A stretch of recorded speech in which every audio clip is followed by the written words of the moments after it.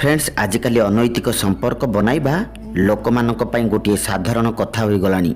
से माने संपर्क बनाइबा पूर्वरु यह भाबंती नहीं जे सेमानक जीवन काल भितरे तांकर कौन प्रभाव पड़िबो।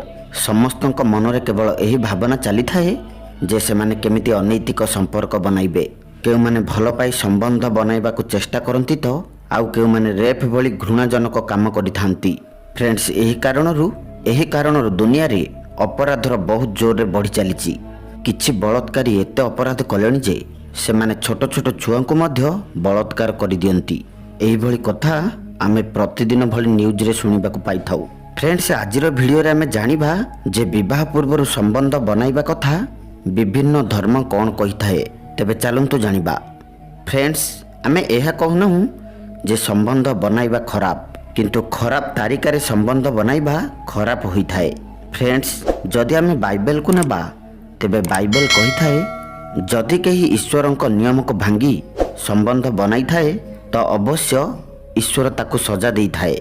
फ्रेंड्स यौन क्रिया पाई ईश्वर पति एवं पत्नी को संपर्क बनाई जहाद्वारा कि नैतिक एवं अनैतिक संपर्क विषय रे पता करिहेबो। फ्रेंड्स कुरान रे मध्य केवल पति पत्नी संबंध बनाइबा ठीक माना जाइछि। कुरान अनुजाई अल्लाह कहिसंती जे मनीष व्यभिचारर पाखापाखि घूरिबा उचित नुहे, कारण यह संबंधर भोक मेंटाइबा शैतान तारिका होई थाए। फ्रेंड्स अथर्व वेद अनुसार केवल स्त्री एवं पुरुषों को केवल विवाह करिबा परे ही यौन क्रिया करिबा उचित। ऋग वेदरे मध्य केवल विवाह करिबा परे ही संबंध बनाइबा ठीक माना जाइछि। विवाह पूर्वरु अनैतिक संबंध बनाइबा व्यक्ति को नरकरे बहुत कष्ट दिया जाए।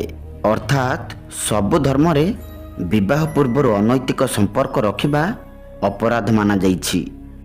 तो फ्रेंड्स एही विषय को नहीं आपण माने कौन कहबा को चाहती, आपण मानक मत हमको कमेंट बॉक्स रे निश्चय जणाइबे।